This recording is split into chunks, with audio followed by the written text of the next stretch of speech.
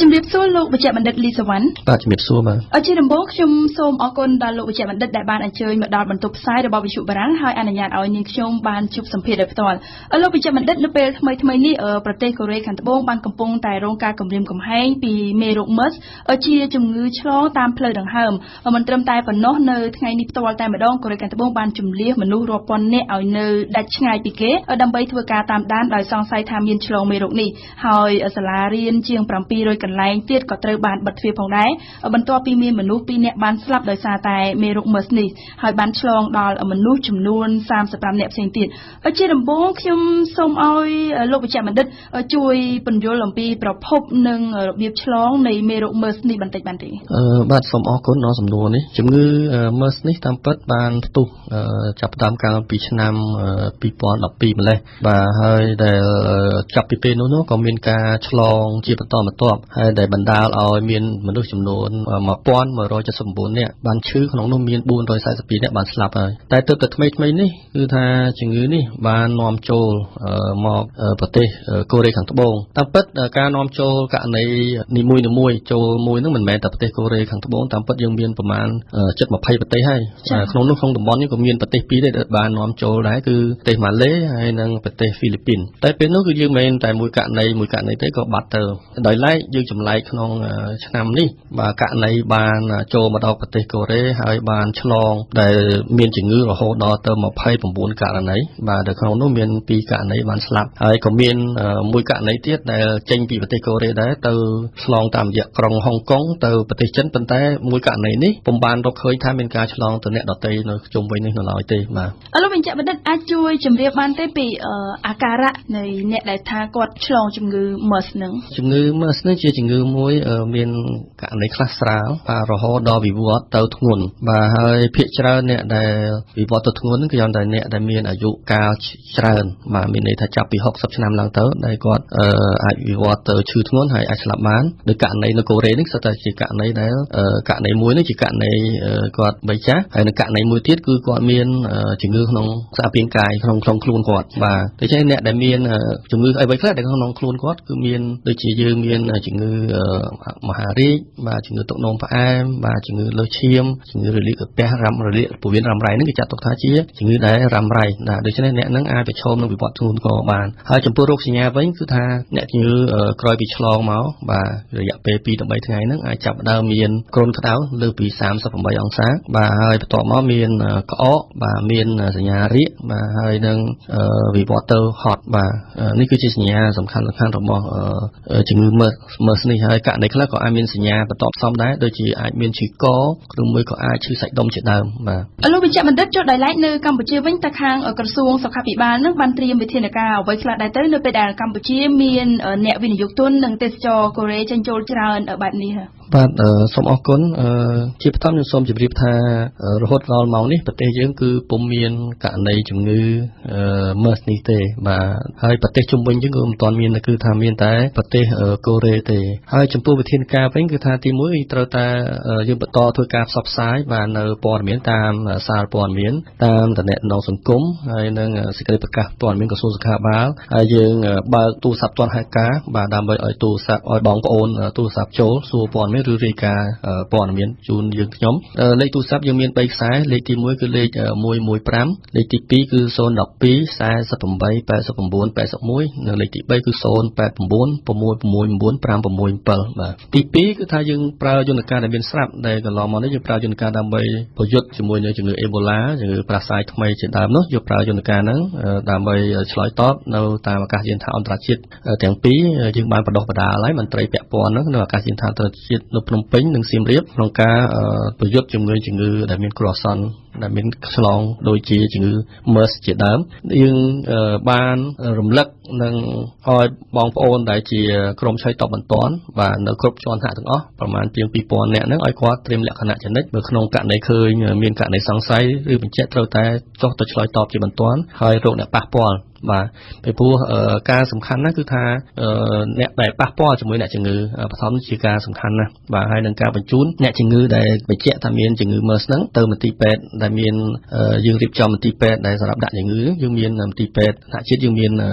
មន្ទីរពេទ្យកាល់ម៉ែតមន្ទីរពេទ្យខ្មែរសូវៀតចំពោះខេត្តវិញយើងមានខេត្តកំពង់ចាមស្ទឹងត្រែងកំពតសៀមរាបដើម្បីដាក់ហើយនឹងពេទ្យកុមារអង្គរបាទក៏យើងមានមួយដែរសម្រាប់ដាក់កុមារបាទដើម្បីព្យាបាលហ្នឹងហើយចំពោះមន្ទីរពិសោធន៍គឺយើងមានលទ្ធភាពក្នុងការរកអត្តសញ្ញាណនៃមេរោគហ្នឹងបាទនៅឯភ្នំពេញនេះមួយវិញទៀតថាខាងក្រសួងសុខាភិបាលកម្ពុជាគាត់មានបានបញ្ជូនព័ត៌មានទាក់ទងទៅនឹងការអប់រំឬក៏វិធានការការពារទៅកាន់មណ្ឌលសុខភាពនៅទូទាំងប្រទេសដែរបាទនេះជាការងារជាប្រចាំគឺថាក្រោយពីមានករណីឯកើតឡើងយើងតែងតែបញ្ជូនព័ត៌មានភ្លាមបាទទៅដល់មន្ត្រីក្រមស្រ័យតបបន្ទាន់មន្ទីរសុខាភិបាលហើយនិងមន្ទីរពេទ្យគ្រប់ខេត្តក្រុងបាទចាអញ្ចឹងនៅពេលដែលប្រជាពលរដ្ឋដែលគាត់សង្ស័យថាមានករណីឆ្លងជំងឺ MERS ហ្នឹងតើលោកគ្រូគួរតែណែនាំឲ្យគាត់ធ្វើតាមវិធីណាទេបាទបើសិនជាគាត់សង្ស័យសូមអញ្ជើញទៅមន្ទីរពេទ្យបាទឬមួយគម្រោងសុខភាពចិត្តបំផុតហើយសូមអនុលោមពរឲ្យគាត់ជម្រាបជូនអំពីប្រវត្តិនៃការធ្វើដំណើររបស់គាត់ឬមួយក៏គាត់មានប្រវត្តិប៉ះពាល់ជាមួយអ្នកដែលសង្ស័យឬគាត់ជិះយន្តហោះអញ្ចឹងទៅបាទគាត់អាចប៉ះពាល់ជាមួយអ្នកក្អកអីធ្វើដំណើរនឹងបាទដូច្នេះសូមឲ្យរាយការណ៍ដើម្បីដាស់អារម្មណ៍ដល់គ្រូពេទ្យហើយគ្រូពេទ្យអាចមានការចាប់អារម្មណ៍ហើយធ្វើរោគវិនិច្ឆ័យតម្រង់ទិសទៅរោគនឹងបាទហើយអ្វីដែលខ្ញុំសំណូមពរដល់ប្រជាពលរដ្ឋគឺថាធ្វើយ៉ាងម៉េចបើសិនជាមានការធ្វើដំណើរទៅប្រទេសកំពុងផ្ទុះហ្នឹងដូចជានៅមជ្ឈមបូព៌ាឬមួយក៏ប្រទេសកូរ៉េហ្នឹងសូមឲ្យមានការប្រយ័ត្នខ្លួនកុំប៉ះពាល់អ្នកដែលមានរោគសញ្ញាផ្លូវដង្ហើមបាទហើយនឹងបើសិនគាត់ឈឺសូមអញ្ជើញទៅពេទ្យជាបន្ទាន់បាទដើម្បីធ្វើការព្យាបាលទីនោះហើយមុនអញ្ជើញមកសូមឲ្យមានការព្យាបាលត្រឹមត្រូវជាសិនសូមអញ្ជើញមកហើយក្នុងករណីដែលគាត់អញ្ជើញមកពីតំបន់ដែលផ្ទុះហ្នឹងមកប្រទេសយើងបើសិនជាគាត់ក្នុងកំឡុងពេល14ថ្ងៃចាប់ដើមដែលគាត់ចេញធ្វើដំណើរពីទីនោះមកប្រទេសយើងរស់នៅប្រទេសយើងស្រាប់តែចេញរោគសញ្ញាដូចជាគ្រុនក្តៅលើពី38អង្សាមានក្អកមានហត់បាទមានរាគហ្នឹងហើយមានក្នុងកំឡុងពេល14ថ្ងៃហ្នឹងគឺថាសូមអញ្ជើញទៅមណ្ឌលសុខភាពឬមួយក៏មន្ទីរពេទ្យដែលជិតបំផុតហើយសូមប្រាប់ពីប្រវត្តិធ្វើដំណើររបស់បងប្អូនផងដើម្បីជួយជាការដាស់អារម្មណ៍ដល់គ្រូពេទ្យឲ្យគាត់ចាប់អារម្មណ៍ហើយធ្វើរោគវិនិច្ឆ័យឬមួយក៏បងប្អូនអាចទូរស័ព្ទទាន់ហេតុការណ៍មកក្រសួងសុខាភិបាលដែលខ្ញុំបាទលើកឡើងខាងដើមនេះបាទចាលោកគ្រូបានបញ្ជាក់ថានៅខាងក្រសួងសុខាភិបាលហើយខាងផ្នែករបស់លោកគ្រូហ្នឹងគឺមានតកតងទៅនឹងប្រព័ន្ធ IT ខ្ពស់លោកគ្រូអាចជួយបញ្ជាក់បានទេថានៅពេលដែលមានករណីឆ្លងឬក៏មានករណីចង់ផ្សព្វផ្សាយព័ត៌មានថាខាងក្រមការងាររបស់លោកគ្រូគាត់ផ្ដល់ព័ត៌មានតាមវិធីណាបាទកន្លងមកនេះយើងមានប្រើប្រព័ន្ធបញ្ជូនព័ត៌មានបាទដូចជាយើងបញ្ជូនព័ត៌មានតាមរយៈ page Facebook បាទផលក្រសួងយើងជាពិសេសនាយកដ្ឋានយើងមានpage មួយដាក់ថានាយកដ្ឋានប្រយុទ្ធជំងឺឆ្លងបងប្អូនអាច like នៅ page នេះនឹងឃើញទទួលបាននៅព័ត៌មានបច្ចុប្បន្នភាពជាប្រចាំអំពីស្ថានភាពអំពីវិធានការហើយនិងសារអប់រំហើយដោយឡែកចំពោះយើងទំនាក់ទំនងជាមួយនឹងខាង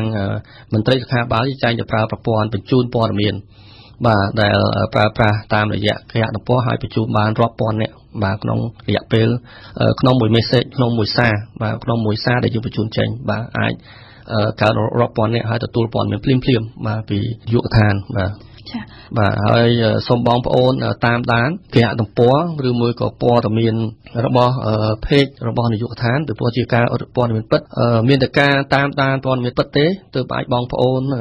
បង្ការខ្លួនឯងទាន់ពេលវេលាហើយទទួលព័ត៌មានច្បាស់លាស់ពីព្រោះយើងធ្លាប់មានប្រវត្តិហើយគឺថាកាលពីយើងមានផ្ទុះជំងឺអេបូឡានោះគឺថាបងប្អូនបានស្ដាប់ព័ត៌មានតាមព័ត៌មានទំនាក់ទំនងសង្គមដែលមិនមានប្រភពច្បាស់លាស់ហើយបងប្អូនមានការយល់ច្រឡំថាប្រទេសយើងមានជំនាន់នោះថាមានអេបូឡាតាមពិតពុំមានទេដូច្នេះហើយបានសូមបងប្អូនតាមព័ត៌មានចនិចដែលចេញប្រភពពិតប្រាកដពីក្រសួងសុខាភិបាលដែលមាននាយកដ្ឋានបញ្ជូនឆ្លងជាអ្នកទទួលខុសត្រូវនឹងបាទចាតើលោកគ្រូសង្ឃឹមថាតកតជាមួយវិធានការពារទុកជាមុននេះសង្ឃឹមថាវានឹងអាចការពារពីការឆ្លងនោះបាន 100% ឬក៏យ៉ាងម៉េចដែរចំនួននេះជាការលំបាកប៉ុន្តែយើងនឹងខិតខំបាទទាំងមន្ត្រីគ្រប់ជាន់ថ្នាក់ទាំងអស់បាននឹងខិតខំក្នុងការទប់ស្កាត់ហើយខ្ញុំសូមបញ្ជាក់ថាយើង ធ្លាប់មានការផ្ទុះរាតត្បាតជាសកលឆ្នាំ2012ម្ដងហើយយើងបានធ្វើជោគជ័យខ្លាំងណាស់គឺថាពេលនោះយើងអាចទប់ស្កាត់ជំងឺនេះមិនឲ្យរីករាលដាលភ្លាមទៅលើសាធារណជនរបស់យើងច្រើនទេជំនាន់នោះហើយយើងដែលបណ្ដាឲ្យស្លាប់ហ្នឹងបើយើងប្រៀបធៀបទៅប្រទេសក្នុងតំបន់ឬប្រទេសជិតខាងយើងតិចជាងគេបាទយើងតិចជាងគេហើយធានការល្អផ្សារហើយសង្ឃឹមថាយើងនឹងទប់ស្កាត់ជំងឺឆ្លងដទៃទៀតក្រៅពី MERS ឬមួយទៅដទៃទៀតឲ្យបានជោគជ័យទៅអនាគតបាទតើតើមួយជំងឺ MERS ដែលឆ្លងជាសកលនេះតើខាងក្រសួងសុខាភិបាលកម្ពុជាគាត់ធ្វើការតែឯងឬក៏គាត់មានតំណែងតំណងជាអន្តរជាតិជាមួយនឹងបណ្ដាប្រទេសផ្សេងទៀតដែរបច្ចុប្បន្ននេះគឺគ្មានព័ត៌មានណាមួយដែលអាចលាក់បានទៀតទេបាទគឺថាប្រទេសនីមួយៗតែងតែចាត់តាំងនៅជនបង្គោលមួយដើម្បីតំណែងតំណងផ្ទាល់រវាងប្រទេសមួយទៅប្រទេសមួយដូច្នេះប្រទេសអ្វីប្រទេសមួយដែលកើតមានយើងតែងតែផ្លាស់ប្ដូរព័ត៌មានគ្នាយើងមានប្រព័ន្ធតំណែងទាំងចិត្តខាងប្រទេសចិត្តខាងយើងបាទទាំងក្នុងអាស៊ានរបស់យើងក៏ដូចជាពិភពលោកប៉ុន្តែការតំណែងពិភពលោកយើងច្រើនទៅតាមរយៈយន្តការនៃអង្គការសុខភាពពិភពលោកដែលគេហៅថាព្រោះបច្ចុប្បន្ននេះយើងមានច្បាប់មួយអន្តរជាតិគេហៅច្បាប់សុខភាពអន្តរជាតិដែលតម្រូវឲ្យយើងផ្លាស់ប្ដូរព័ត៌មានភ្លាមឬមួយតំណែងមួយជនបង្គោលនឹងគ្រប់ពេលវេលាទាំងអស់បាទ24ម៉ោងក្នុងមួយថ្ងៃ7ថ្ងៃក្នុងមួយអាទិត្យបាទដែលយើងត្រូវតែប្រើបញ្ជូននៅទូរស័ព្ទនោះមិនមែនទូរស័ព្ទលើតុទេគឺទូរស័ព្ទដៃបាទដែលក៏អាចតាក់ទងយើងបានបាទជាដោយឡែកករណីកំពុងតែផ្ទុះរាលដាលនៅកូរ៉េខាងត្បូងនោះតើខាងនាយកដ្ឋានរបស់លោកគ្រូផ្ទាល់មានបានតំណែងជាមួយនឹងខាងពួកគាត់ទេបាទគឺបានបាទយើងបានទទួលនៅកម្រិតបាទយើងតែងតែធ្វើការវិនិច្ឆ័យអំពីកម្រិតនៃគ្រោះថ្នាក់នៃជំងឺនេះហើយថ្ងៃនេះខ្ញុំក៏បានទទួលដែរបាទអំពីកម្រិតហ្នឹងដែលខ្ញុំបានជំរាបខាងដើមហើយអំពីចំនួនអ្នកដែលបានប៉ះពាល់ដែលយើងគាត់បានទប់ស្កាត់ករណីដែលឈឺហើយករណីដែលស្លាប់ហើយនៅវិធានការគាត់